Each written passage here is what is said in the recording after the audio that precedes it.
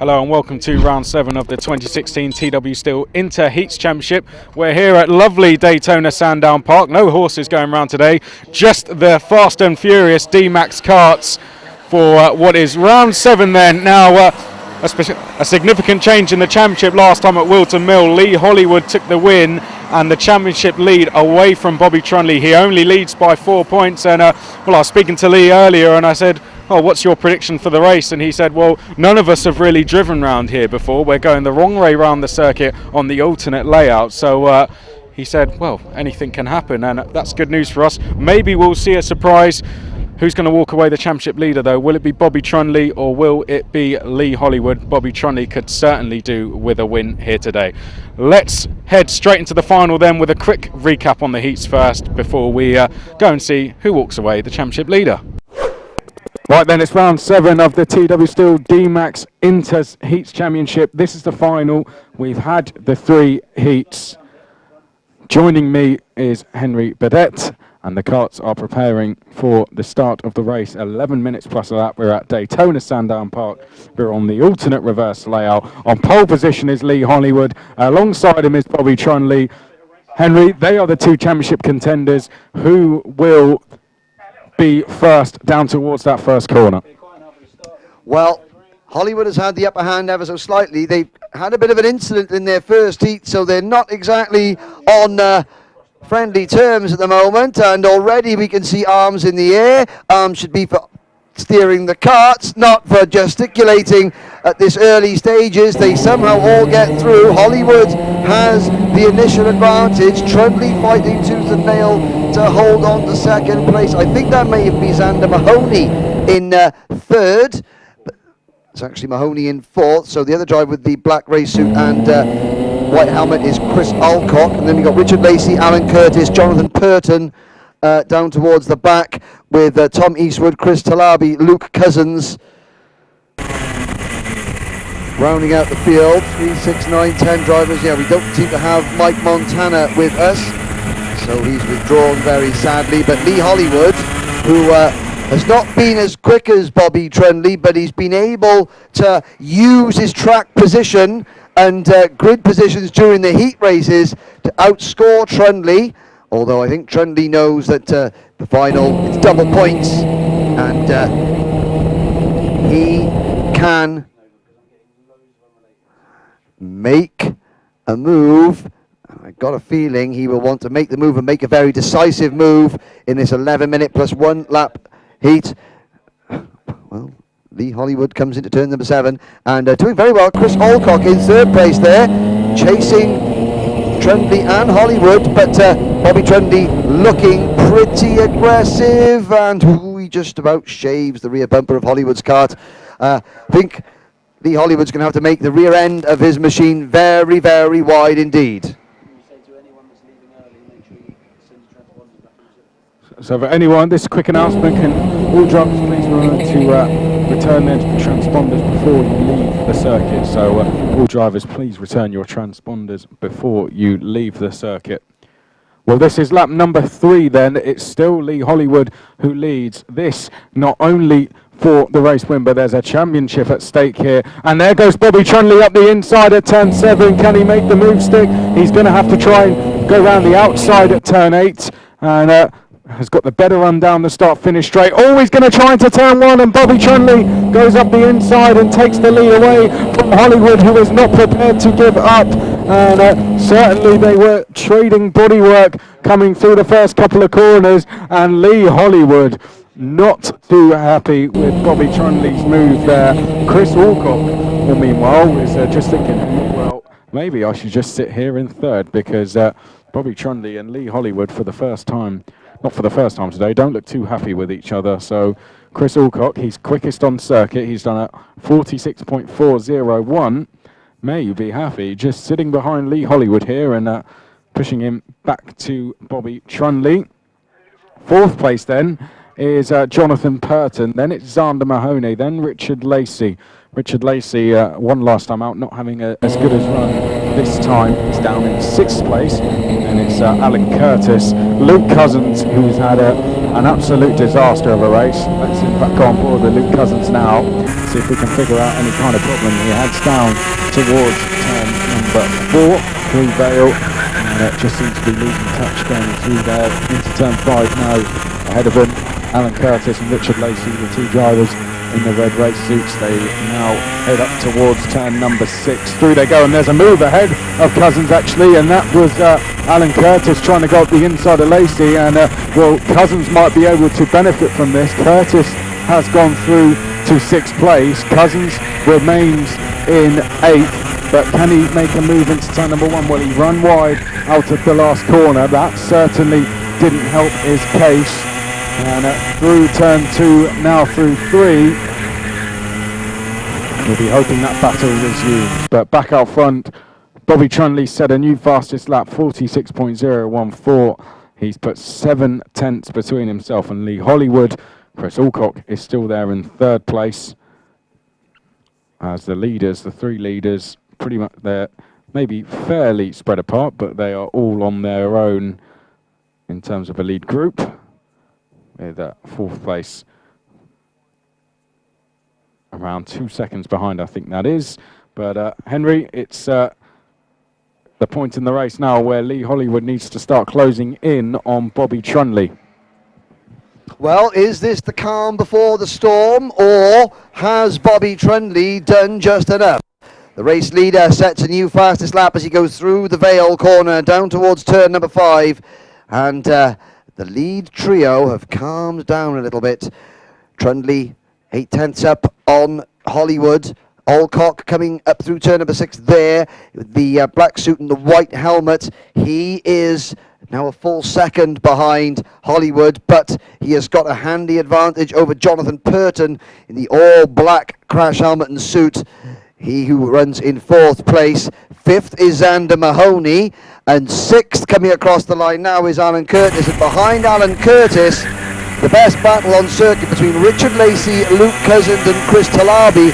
They come through turn number 3 now, and Lacey, with his red suit and white helmet, getting his head down just in front of Cousins with the onboard on, showing just how deep the descent is through the Vale corner and down towards the bottom of the circuit at turn number 5 on this alternative reverse layout.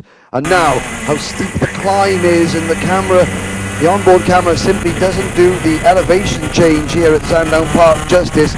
If you mess up at the bottom corner, it's a long way up the hill towards turn number 6. Likewise, if you mess up coming across the start-finish line, which is where that battle is now, and coming up through turn 1, it's a steep climb up all the way through turn 2, now into turn number 3, onto top straight, the fastest part of the circuit, and Trundley quite a way ahead of this group, going around turn number 5 now with 6 3/4 minutes of this 11-minute plus 1 lap race in the books.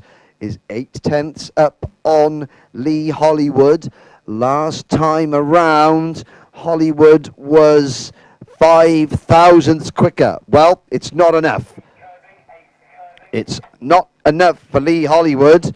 Hollywood, who won here at the first time the DMAX Championship visited Sandown Park on the normal layout. He then won the second time Sandown Park hosted a round of the DMAX Championship on the alternate layout.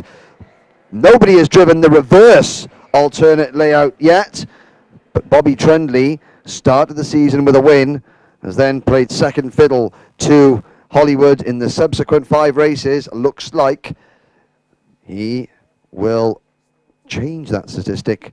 The 7th time asking as we complete lap number 10.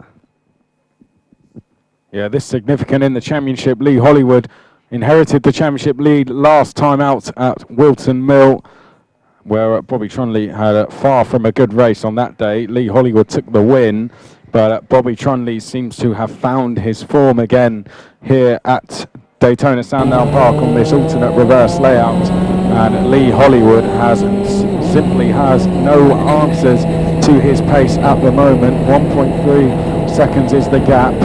Last time round, Lee Hollywood did a 46.2, Trunley did a 45.8. They're on lap number 11 then, and it's starting to get into the business end of the race, and it's becoming ever more unlikely that Lee Hollywood is going to catch Bobby Trunley here, who sets yet another fastest lap, 45.742 for Trunley. Well, let's focus further down the order. There goes Alcock in third place. Fourth place is Jonathan Purton, who's having a pretty lonely race, but I suppose the battling starts from Xander Mahoney back. He is in fifth there in the black crash helmet, looks over his shoulder, and then Alan Curtis and Luke Cousins are on board. He is just going through Vale now in seventh place as they head up towards turn number 5. Oh, and there goes Cousins up the inside then, so Cousins now through to sixth place. Can he hold on? I head through turn number 6. He has, so Cousins through to sixth place, and up the road he can see Xander Mahoney. So Bobby Trunley comes out of turn 3. He's done yet another fastest lap, 45.640 for Bobby Trunley. Lee Hollywood is now over 2 seconds back, and I imagine is probably come to the conclusion that he's going to finish second in this race at best. Alcock seems satisfied with third place, and then it's Purton, Mahoney, Cousins, Curtis rounding up the top 7.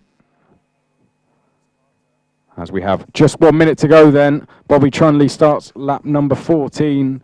Henry, there's a minute plus a lap to go. He'll probably get this one and a couple more. And he looks set to maybe re-inherit the championship lead. And as if to prove a point, Bobby Trunley sets another new fastest lap, and have to say Lee Hollywood will be feeling distinctly B-movie at the moment, because Trunley is the blockbuster attraction here in the sprint series at Sandown Park. Up the hill through turn number 6 comes Bobby Trunley, across the top of the infield section, lines the kart up for the left-hander at turn 7.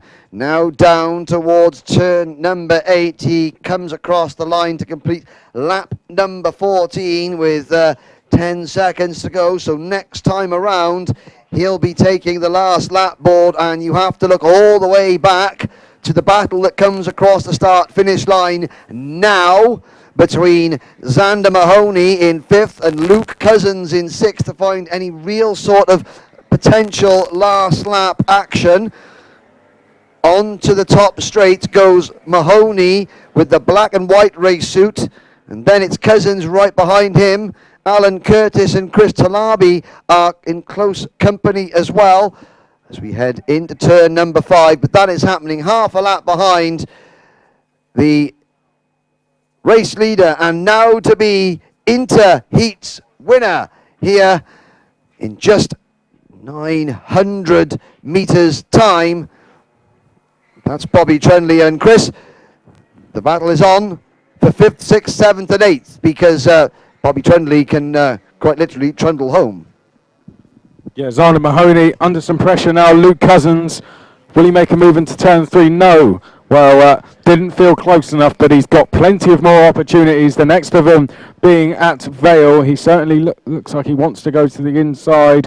Will he wait for turn number 5, which they are approaching now? Well, there he goes. Well, not quite. He looks as if he was going to fake the move. Trunley comes across the line to take victory. Certainly looks delighted with that. Second place is going to be Lee Hollywood. Third is Chris Alcock. Fourth place is Purton. Who's going to be fifth though? Cousins has got one more opportunity. He's got one more corner. He's unfortunately not going to be able to make it through. Xander Mahoney finishes in 5th. Cousins is 6th, and it's Chris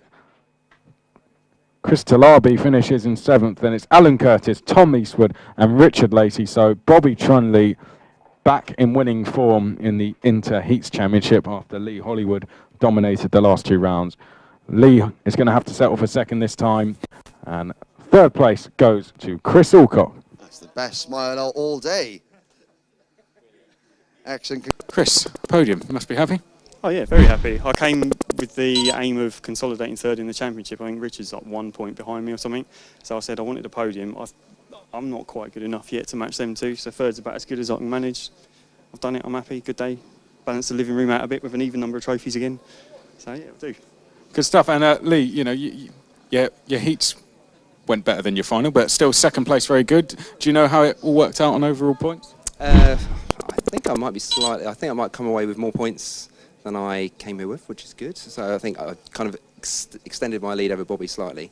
But yeah, I was a bit disappointed with that final, to be honest, because I thought it was a bit of a kamikaze move there. But you know, he got the position. But if I'd have, I think if I'd have done that move, I would have been in the sin bin. That's all I'm saying. I think the officials tend to look at me slightly less favourably than others, let's just say that, and if I'd done the same move, there's no way I'd be standing here. So, a bit disappointed with second, but there you go, that's life. So. Well, okay. Bobby? There you go. Not in the sin bin and on the top step of the podium. Happy with a win? Oh yeah, obviously a win is a win in my book. It's good to recover from the enduro, obviously, after what happened, but it's so much better to be finally at the top. It's happy, isn't it? 3 rounds to go. Very close between the two of you. So could be well, Chris, you're there. You never know. But unfortunately, we'll concentrate on the two people that are split by less than points than our fingers. 3 points now. It's quite close, isn't it? I don't know exactly. I think, did I get more points overall? Might have, yeah. I don't know. Or maybe, because I think in the heats I was 9 ahead, and then sort of in the final, I think he might have crept some back. So as long as I didn't lose too many, that's the main thing. So. We'll work it out. I'm sure he'll be on the edit. Let's always say that. Oh yeah, I forgot to mention, thank you Mike Conroy for these lucky gloves that he lent me for today. Okay. How are they lucky? How are they lucky? Well, I won, didn't I?